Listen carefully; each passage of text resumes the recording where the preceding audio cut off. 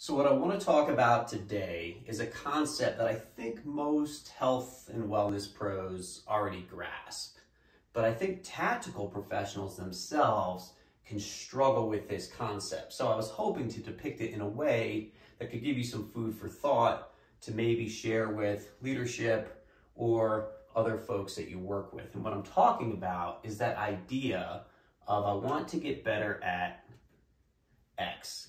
So if I want to get better at X, what do? Well, I do X. The problem is that folks think by doing X, they're going to skyrocket and suddenly their performance is going to be up here where they need it to be, right?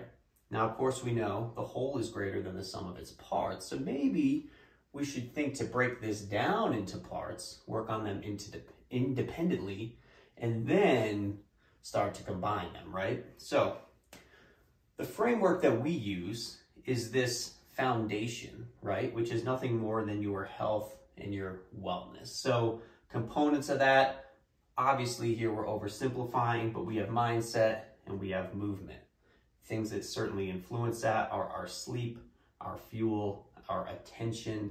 Within that, I'm going to include things like mindfulness, spiritual wellness, financial wellness, and of course, also just our general activity. On that foundation, we kind of have two components here, again, oversimplifying.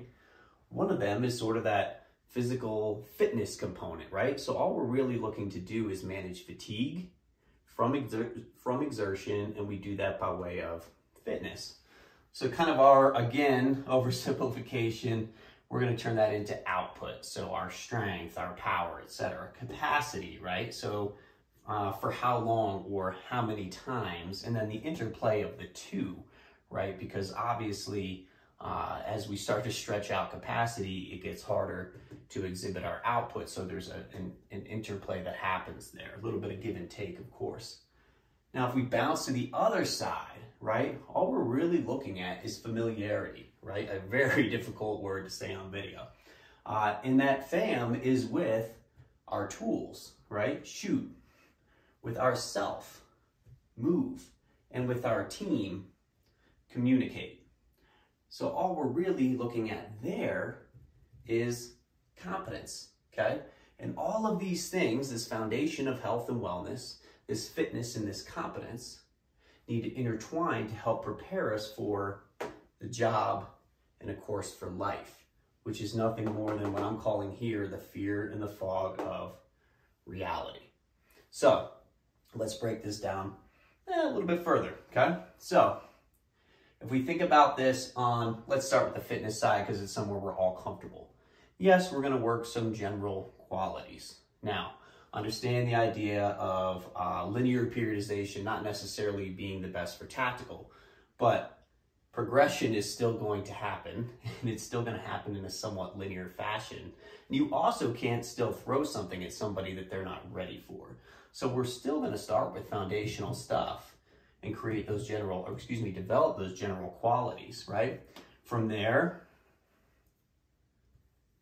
we might get a little bit more specific, and then we might start to combine those things. Now, I think what's worth mentioning is, obviously within each of these are also little stair steps. And of course, they're not going to work in that way either. There's going to be some dips.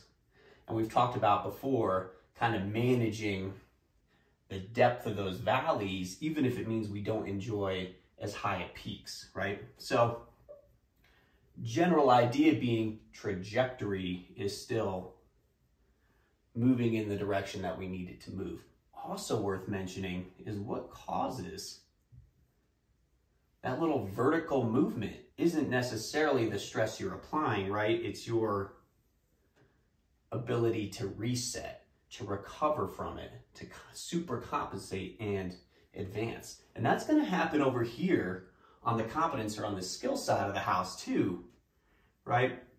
A little bit of semantics, but the idea being here, we start kind of narrow with techniques, and then we start to look at how to apply those techniques within skill, and then finally, kind of bigger picture, we're looking at tactics, where a collection of these different skills, right, is kind of intertwined and displayed, let's say, on the battlefield, for lack of a better term.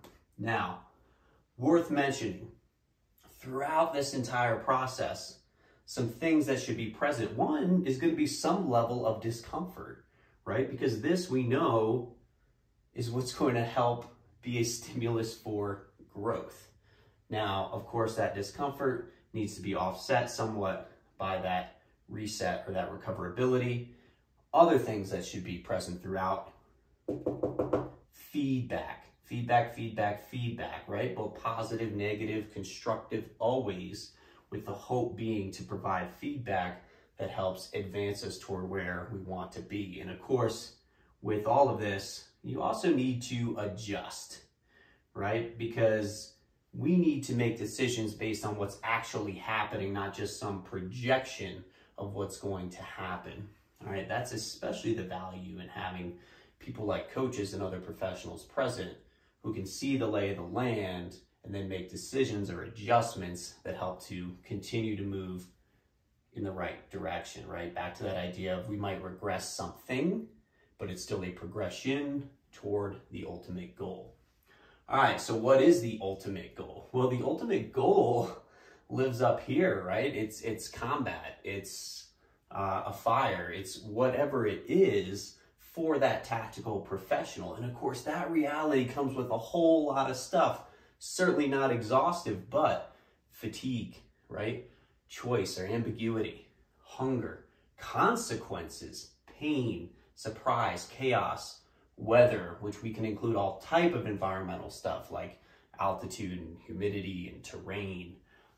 The enemy, right? As Donnie Bigham reminds me, the enemy gets a vote. And of course, handicaps. So in other words, you might find yourself suddenly under-resourced.